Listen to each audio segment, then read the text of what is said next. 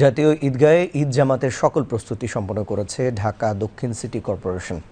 আজ জাতীয় ঈদগাহ ময়দানে আসন্ন পবিত্র ঈদ উল ফিতরের প্রধান জামাত আয়োজনের সার্বিক প্রস্তুতি নিয়ে সাংবাদিকদের ব্রিফিংকালে এ তথ্য জানান সিটি কর্পোরেশনের প্রশাসক শাহজাহান মিয়া। তিনি জানান, ঈদগাহ জুড়ে নেওয়া হয়েছে পর্যাপ্ত নিরাপত্তা ব্যবস্থা। ঈদের জামাত শুরু হবে সকাল 8:30টায়। বিস্তারিত উজ্জ্বল আহমেদের রিপোর্টে। প্রতি বছরের মতো এবারও হাইকোর্ট প্রাঙ্গণে জাতীয় ঈদগাহ ময়দানে ঈদের প্রধান জামাত অনুষ্ঠিত হবে। ঈদ জামাতের সব ধরনের প্রস্তুতি ইতোমধ্যে সম্পন্ন হয়েছে। মাঠ জুড়ে বিশাল প্যান্ডেল নির্মাণ, পর্যাপ্ত ভ্রাম্যমাণ টয়লেটের ব্যবস্থা সহ মাইক, ফ্যান, সিসি ক্যামেরা স্থাপনের কাজও শেষ হয়েছে।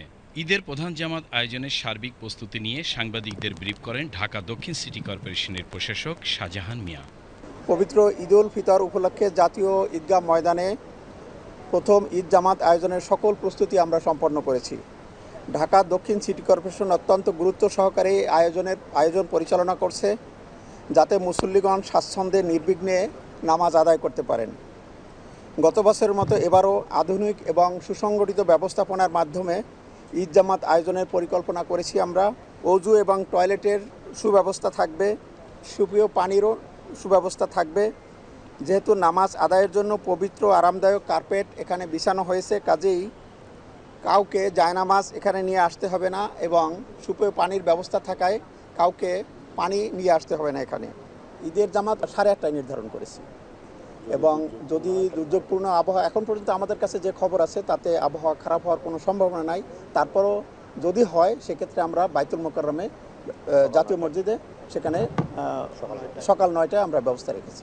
যারা ঈদের জামাতে এখানে আদায় করতে আসবেন, দুটো গেট দিয়ে তারা প্রবেশ করবেন এবং যারা ভিভিআইপি থাকবেন তাদের জন্য আলাদা গেট থাকবে, তারা আলাদা গেট দিয়ে এখানে প্রবেশ করবেন।